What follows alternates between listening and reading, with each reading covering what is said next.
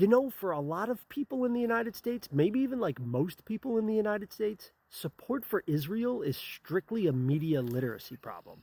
How weird is that to think about? There's a couple different angles on this. You might be the type of person that cannot recognize Nazis unless they are literally labeled Nazis. The Likud party is as Nazi of a political party as you're going to get in the modern world. The IDF is as Gestapo as a military force is going to be in the modern world.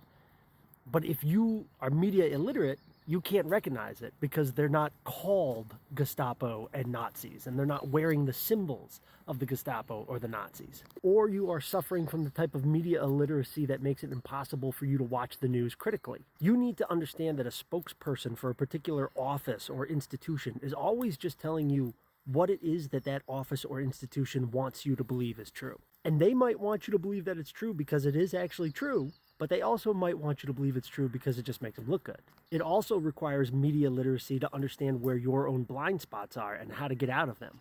My boomer parents are pretty savvy, but they still are living in a world where the way you consume news is you just hunt out the one good source that you think is a good source, and you just think whatever they tell you is going on. The concept that a thing might be true, but Judy Woodruff is not talking about it, just like doesn't compute for their brains.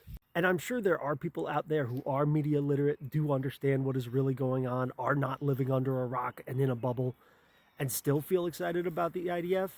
Those people are just evil and crazy. But that's certainly not all of them, and I don't even know if it's most of them.